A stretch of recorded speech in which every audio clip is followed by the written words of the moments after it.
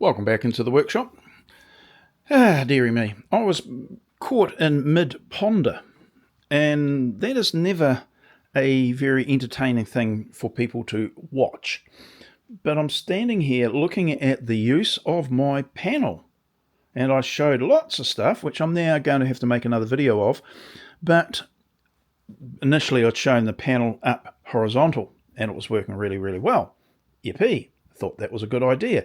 All pinned in place with my really, really expensive, highly engineered chunks of PVC pipe, and it works really well. I learned several things just by doing this.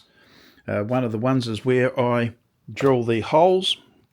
If they're in line like this, you've got to be a little bit careful, because as you go through drilling this horizontal one, if it hits this one, it can kick your drill bit around. Luckily, I got away with it. The pin in the back there, like that, just goes right through this into the panel, so it's nice and flush, doesn't get in the way. This one here is just shown going from the front because I was talking and pondering, but that would just come from that side. So, yeah, same thing. And I contemplated lifting it up, the panel, lifting it up, so that I could put a brace back to stabilize it, because it is a little bit wobbly. And I thought, no, if I lift it up to do that, then the panel that I want to put in there, it'll get in the way, probably. This height itself is probably the right height, or maybe even a little bit too high.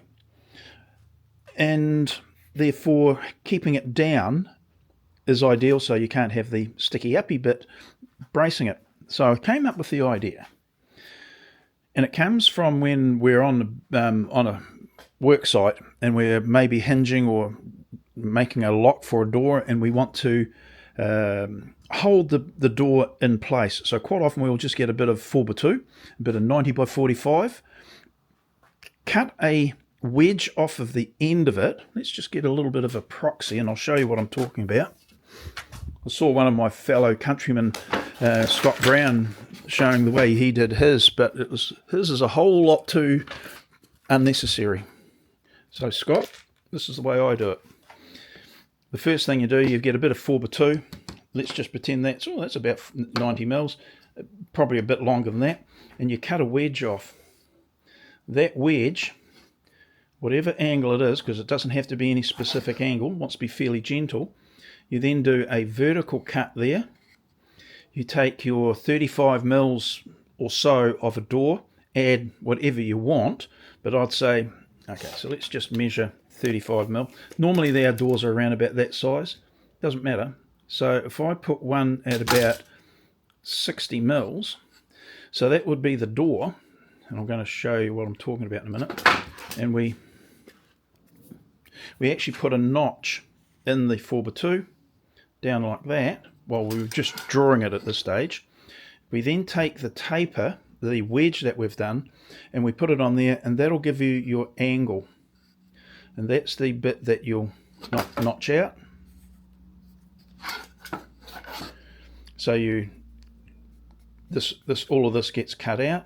Now when you put your door in there, you put the wedge in from the side there, give it a bit of a tap, and you're done. That's your door block for holding your door vertically. Have two of them sometimes, so that it keeps the door up and level. You can do that.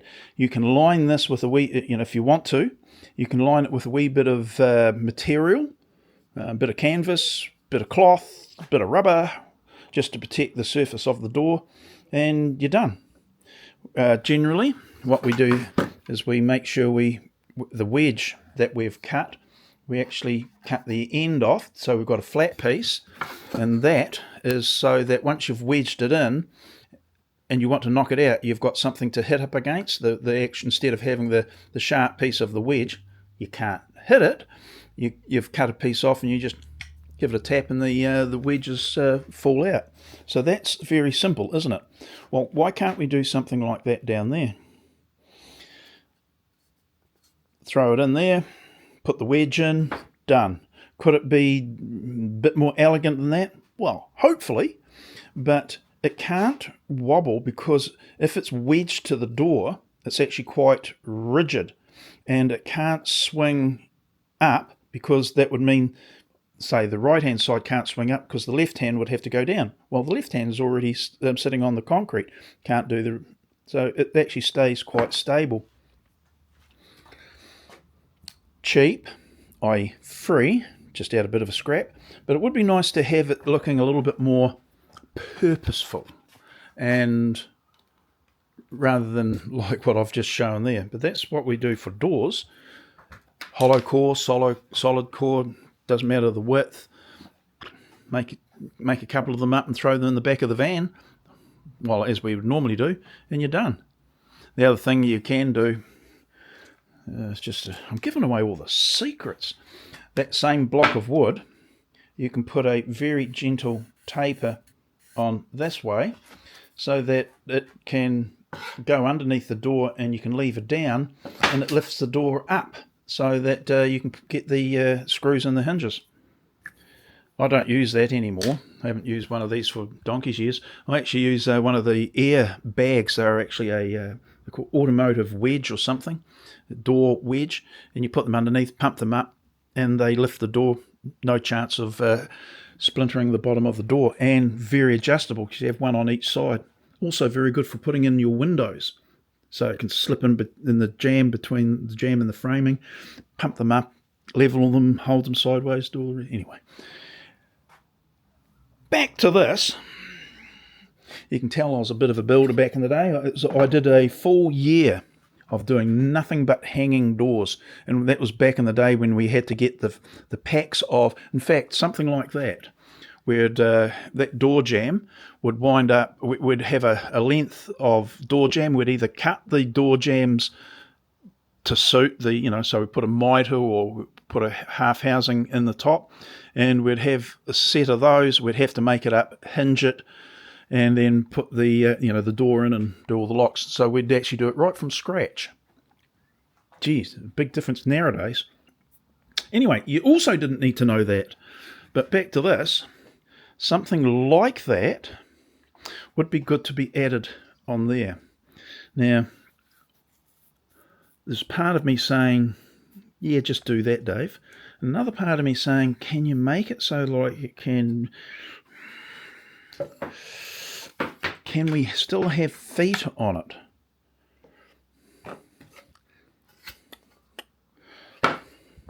I don't know. This is the same situation that happened on the other video that I deleted, stopped and then deleted, pondering.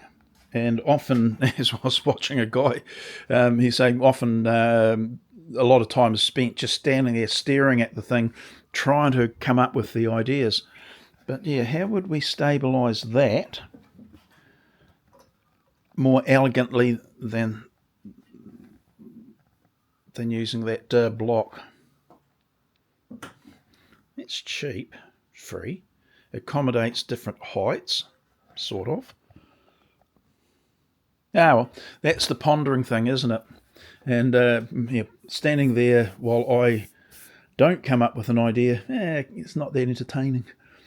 But yeah, I like that idea of being able to... Now, the big thing is that I can take that panel off and that mounting rail, put the mounting rail over there, even though that's at a different height, and then mount it in the same manner. Just choose a different set of holes, and I'm done. I like it.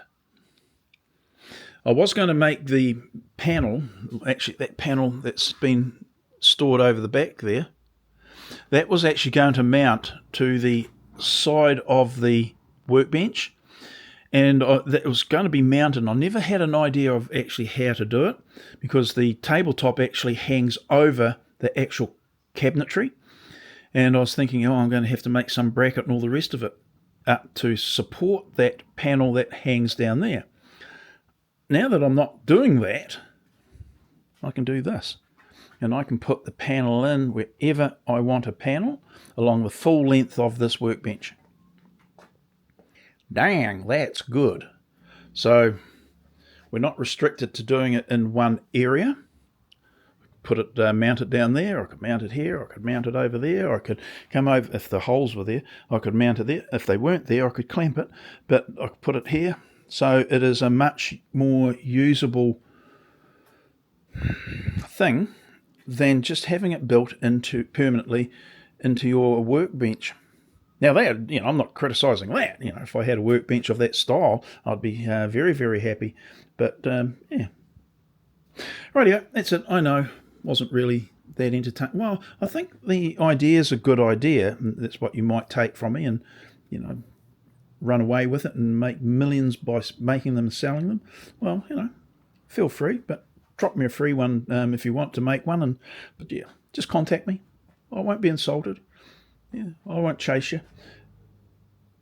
The intellectual property that someone actually stole off of a guy.